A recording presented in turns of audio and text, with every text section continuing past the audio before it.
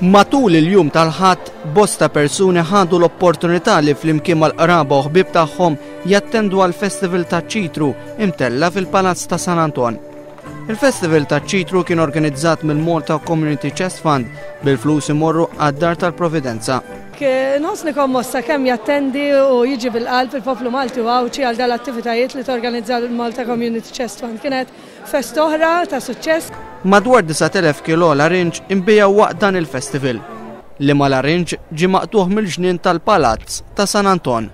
Kull min żar dan il-festival seta' jduq minn ikel magħmul miċ-ċitru fosthom timpana, juices, ġam kif ukoll muffins magħmulin mill-larinġ.